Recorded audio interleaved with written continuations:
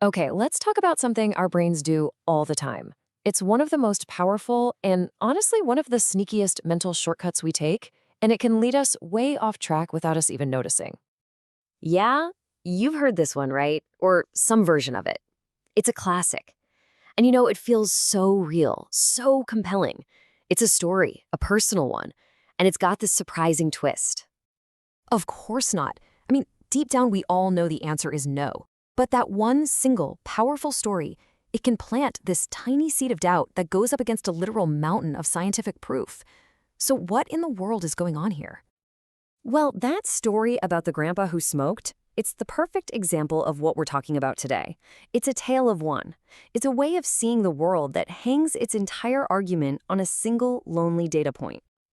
This whole thing actually has a name. It's called the anecdotal fallacy.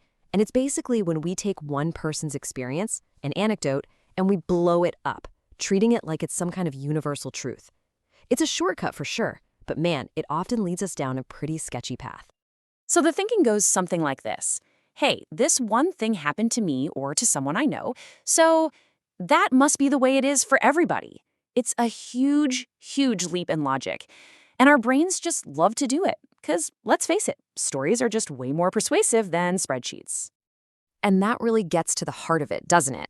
Why? If the logic is so obviously flawed, why do these little one-off stories feel so much more convincing than all the cold, hard data in the world?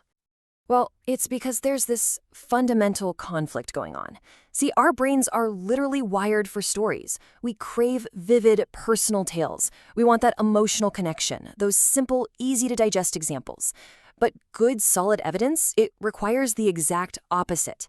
It needs huge sample sizes, carefully controlled studies, statistical analysis, all stuff that's kind of abstract and, frankly, a lot harder for our brains to get excited about.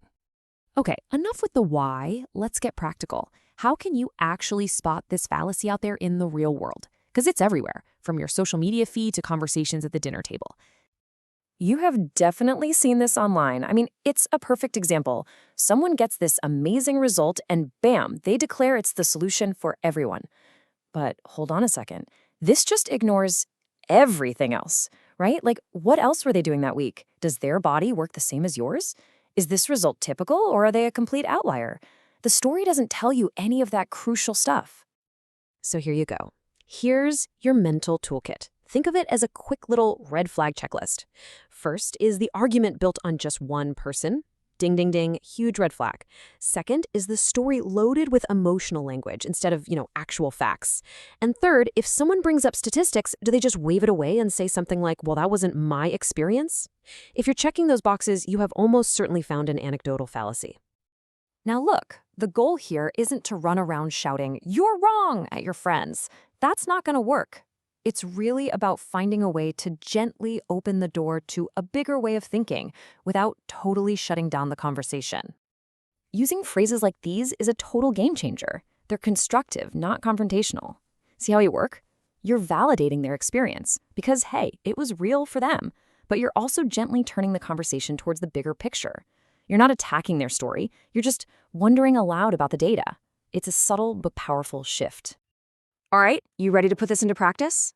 Let's do a quick little pop quiz, a field test, to see how sharp your fallacy spotting skills are.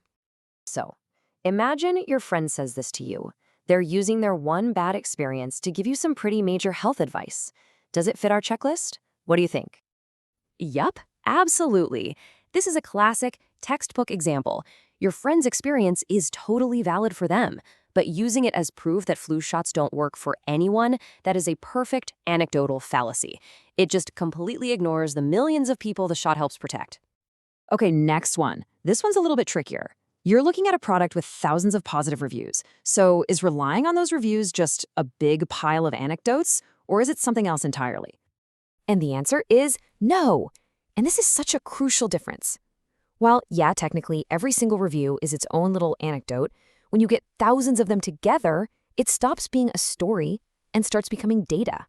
It shows a pattern, a trend, and that's the exact opposite of relying on one single isolated case.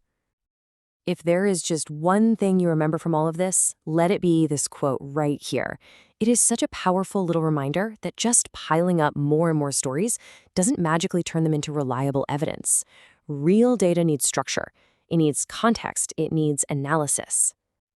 And so I'll leave you with this to chew on. What's a belief you have that might actually be based on a really powerful story someone once told you, or maybe just a single thing that happened to you? Because learning to question our own anecdotes, well, that's the real first step to thinking a whole lot more clearly.